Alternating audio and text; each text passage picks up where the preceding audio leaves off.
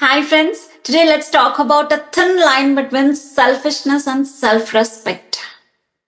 చిన్నప్పటి నుంచి మన పెద్దవాళ్ళు, ఇంట్లో పేరెంట్స్, స్కూల్లో టీచర్స్ మనకు అందరికీ ఒకటే నేర్పించారు. అందరితో బాగుండు అనేసి. కానీ మీరు ఒకటి రియలైజ్ అయ్యారా? నీతో నువ్వు బాగుండు అని ఎవ్వరూ నేర్పించలేదు.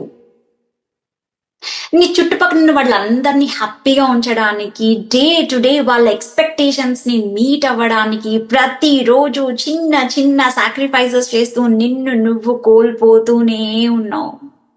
At the end of the day నువ్వు ఒక్కడివే ఏడుస్తూ మిగిలిపోతున్నావు. ఇదే రియాలిటీ.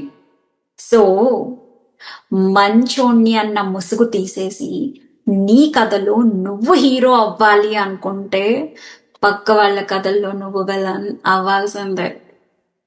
పర్లేదు, అప్పుడో ఇప్పుడో విలన్ కూడా అవ్వాలి. అప్పుడే కదా మన వాల్యూ ఏంటో తెలుస్తుంది. ముందు నిన్ను నువ్వు ప్రేమించు, నీ కోసం నువ్వు నిలబడు. అప్పుడే నీ కథలో నువ్వు హీరో అవ్వగలుగుతావు. అయినా నో అని చెప్పడం సెల్ఫిష్నెస్ కాదు, అది నీ సెల్ఫ్ రెస్పెక్ట్. బౌండరీస్ అనేది పొగరు కాదు, అది నువ్వు మనశ్శాంతిగా ఉండడానికి ఎంచుకున్న ఒక option. So friends, remember one thing, knowing your worth isn't selfishness. It's protecting your boundaries to live at your best life. Do you agree with me? Comment your thoughts. This is Pushpa and I wish you all the best.